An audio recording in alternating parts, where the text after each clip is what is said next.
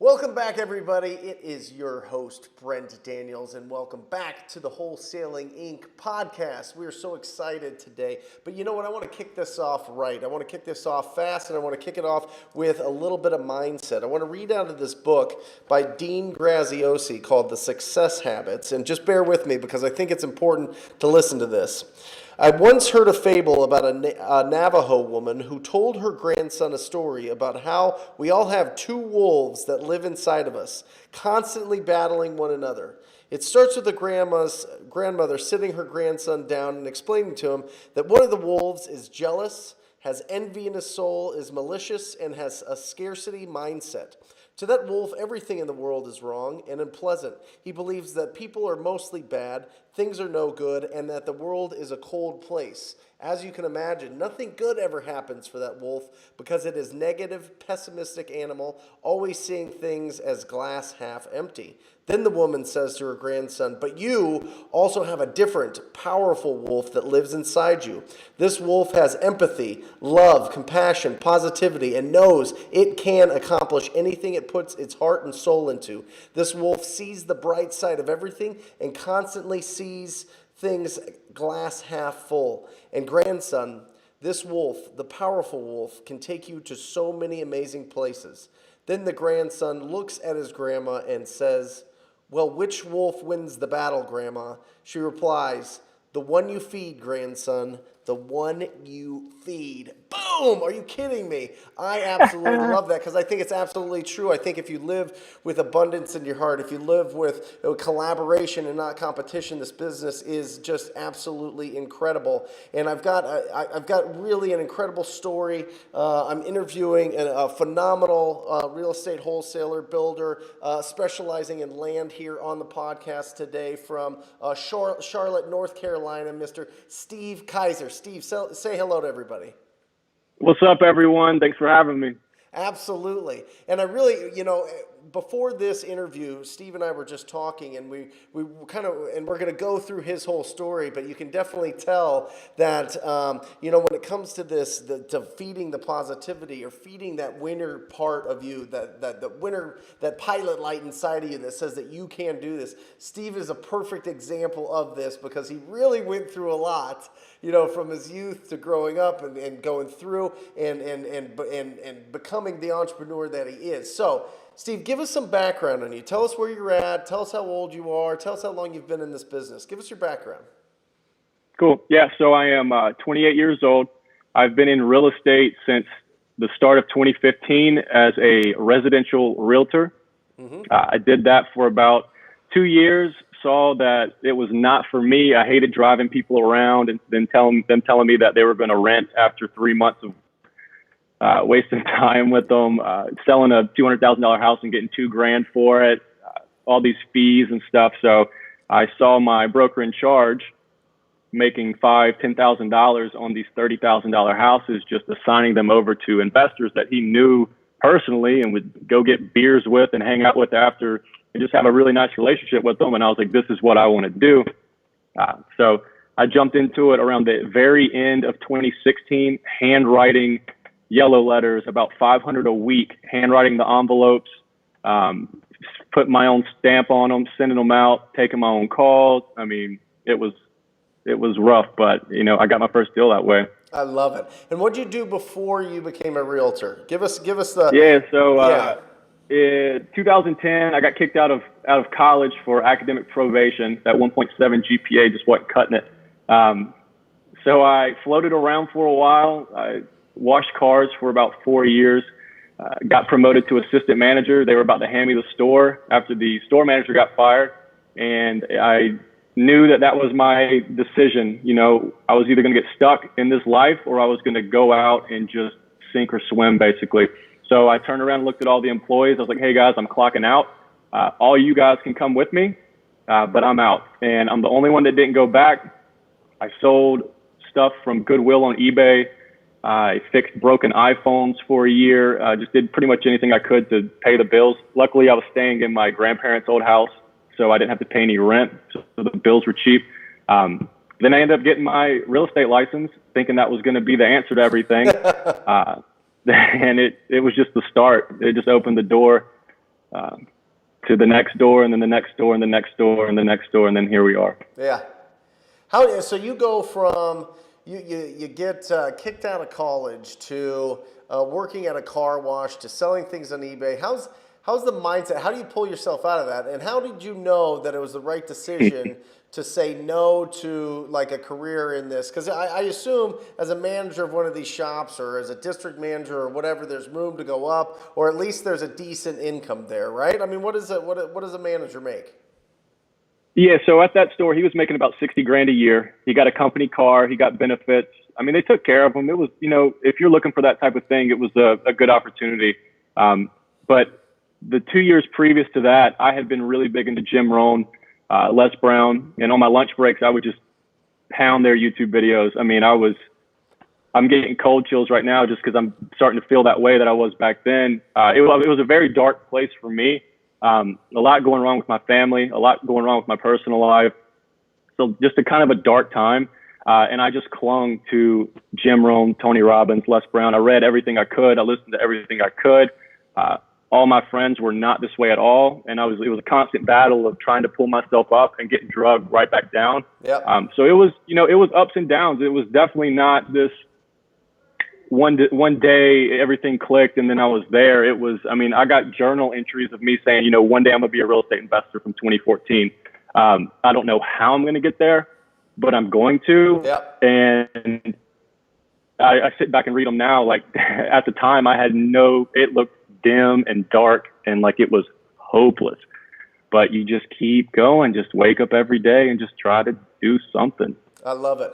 And I totally agree with you. I mean, I think that there is so much to be said about reading really good books, surrounding yourself with really good like audio when you're driving around, or even when you're just sitting there and you have downtime. You can throw your headphones in, watch it on your phone now. Like I haven't listened to music in my car in probably 8 years, for real. Like it's just a great opportunity to fill your mind in with such great information and instruction, but also inspiration, right? I mean, there's that part of it that, you know what, it doesn't necessarily like, I think if it makes you take some action in your life, like you ended that whole sentence with, the action that you take, the little things, even a little bit each day to get you towards that, that's what this is all about. It's just those little things every 100%. Single day. That's why we break it down into just a simple 3 letters of talk to people. And really, you can start, right? I mean, literally, you can literally start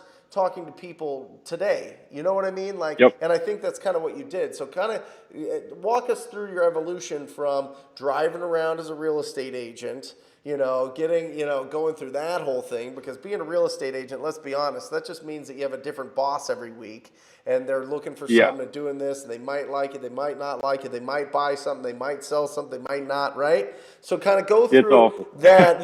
You saw your broker doing essentially wholesale deals. And then was he open? Did he share with you? Did he get training? Did you find it yourself? Oh, yeah. So he definitely shared what he was doing, and he told me certain people in the market, you're like, hey, you need to know this person. He's having a meeting next Tuesday. Go to it. Yeah. So I go to it, and then I danced around for a while after getting to know some of these people. What should I do? Should I do direct mail? Should I do bandit signs? Like, what should I do? And I was sitting at the table at one of these RIA meetings, and I had the bandit sign ready to check out and buy them on my phone. I was like, guys, I can't justify spending $500 on bandit signs. Yeah. And they were like, dude, you got to do something. Like, if you don't do anything, you're not going to get anything. Yep. So I bought them right there. I put them out. I didn't get any deals from it, but then I started doing handwritten letters. I didn't know about templates or anything like that. But I was a realtor, so I could pull a list of absentee owners. That's all I had. So I pulled some absentee owners. I just started handwriting 500 a week. And I started that in November of 2016. And by February 17th of 2017, I had a lady call me. She lived out of town. She had a house that was in basically pre-foreclosure for taxes. She owed $10,000 in taxes. I offered her 12. She took it. I turned around and put it on Craigslist for 22. I had a buyer that day. And then about 10 days later, I got a wire for 10 grand, and I was my mind exploded.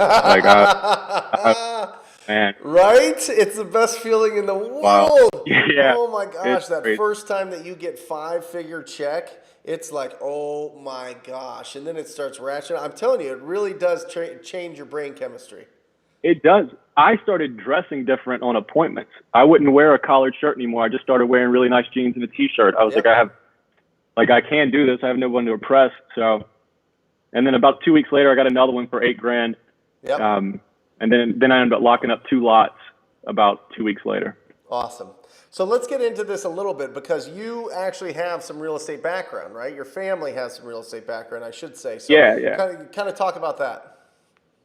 Yeah, so my dad, he's been a general contractor since the early 90s, ever since I can remember, building houses, custom houses, spec houses, subdivisions, townhomes. I mean, at one point he owned, I think it was 30 townhome units that he had built himself. So I definitely know the lingo and the process of everything. And that's something that I kind of take for granted because I don't realize how much I do know in that field. But yeah, so I've been around it for a while. He got hit pretty hard in 2009 when the market tanked. He had 2 subdivisions that he had going on and lost everything on that. Yeah. But to me, that's what kind of made me want to go into wholesaling even more because the liability aspect of things, you're not stuck with all this debt over your head. So if the market does take a sudden turn, you're not stuck with a $2 million loan to Bank of North Carolina or whoever it is. Yeah. So that's another thing I like about wholesaling. But yeah, so after he got hit pretty hard, we went through that period of me, looking for jobs and working at the car wash, and the market started to get better. I saw an opportunity to get him back into building. So I started, once I got the wholesaling thing kind of going, knew it was possible, lots started to pop up. Mm-hmm. At the same time they started to pop up, I happened to run across a hard money guy through the RIA. So if you want to know how to find money, just network. There's someone knows someone. So got connected with him and just started taking down lots. I mean, the first one I bought, I still own it. It was the worst decision I've ever made. I've probably lost $2,000 on it, but it's what started everything. And we built probably 15 houses since then. So if I never would have made that mistake, I may not have 15 houses already built and sold by this point. I love it. I love it because we are getting into something that I think is huge coming down the pipe with going after raw land. I mean, it is, and we were talking about this before, it is the easiest wholesale deals I've ever done in my entire life because there's no 100%. houses, there's no buildings, there's nothing. It's either you want the land or you don't want the land, right? But there are a few things that you need to know about the land to be able to effectively communicate what people can do with it. So, I mean, you've done a bunch of these. Tell me some of the things, like if somebody has an opportunity right now to find a piece of land in their town, what things should they know to see if it's worth them going after? So for my area specific, and I don't know how it is other parts of the country, but my big thing is checking whether or not it has city water, city sewer. That's big because if it's well and septic, it usually just causes a little more headache, and a lot of builders won't touch it because it takes a little longer.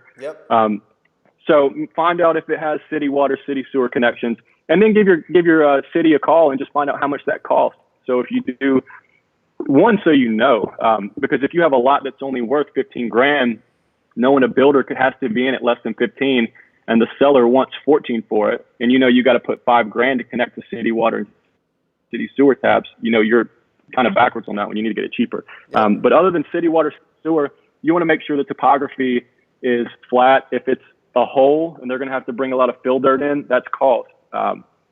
Or a basement lot, basement lots don't really sell as well here as they do flat lots. What is it zoned? Some zoning only requires 50-foot lot width on the front. So if you have a lot that's 100-foot wide and the zoning's 50 foot, you just got 2 lots. So if they want 15 for it and each lot is worth 15, you just made $15,000. And I've done this before. I didn't actually wholesale it. I just kept it because it was such a good deal. But subdividing land is a great way to add value to land and make some money. Sorry, my dog is bothering me with a tennis ball right now. other than the setbacks of the zoning, is it in a floodplain? Most builders won't mess with anything in a floodplain because you're going to have to jump through a lot of hoops to either For get it out of the insurance, floodplain or just environmental things. And then some areas are in historical zones. You know, you may not be able to build certain things. Maybe it's in a area where they require the house to be 1,800 square foot minimum, and you think someone can come in there and build a 1,200 square foot house. So you just got to check a lot of different things. But the main ones, honestly, are city water, city sewer, zoning, and floodplain topography. Most people that buy land know what they're doing, at least what I've experienced. So you don't really run into a lot of issues with people asking you a lot of questions that you don't know the answer to because they kind of already know. Yeah. And that's what I found as well, Steve. I mean, it's really, really interesting because like the first couple that I did, I was like, well, you know what, I'm going to call down, I'm going to talk to the zoning department, I'm going to talk to the neighborhood services department, I'm going to find out all these things, blah, blah, blah, blah, blah. Yeah. They never asked me any of it. The buyers never asked me anything. Yeah. They were going to do it themselves, right? Because that's part they're going to verify everything. The only due diligence they do is maybe 3 or 4 calls that they make. They give a thumbs up.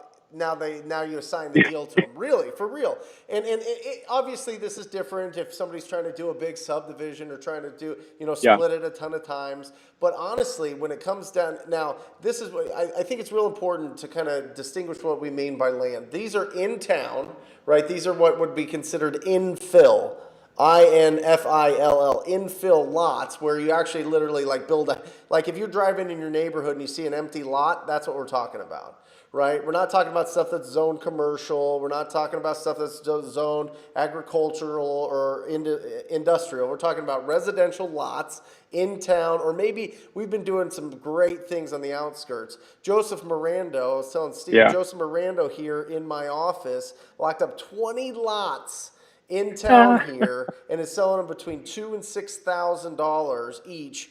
And he can't keep them. I mean, there you go. They just go so fast, but nobody thinks to think about land. But it's like anything else. I think if you understand anything from Tom Kroll and wholesaling, it's not about real estate. It is about the people. It is about their motivation. We are just a pawn shop. We are getting it at this price, and we're selling it at 20 grand more, 10 grand more, 5 grand more. And I think land is such an untapped resource. I really do.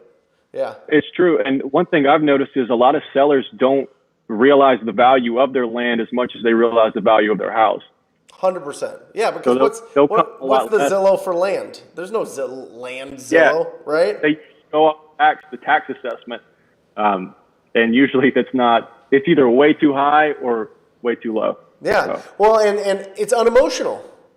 It's unemotional, right? And let's talk about how you talk to these people. So these are smaller deals, but some of them are huge. I did one that was $17,500, and we did another one that was $32,000. I mean, some of these we did some that were $5,000, but you did a couple that were what? How big were they?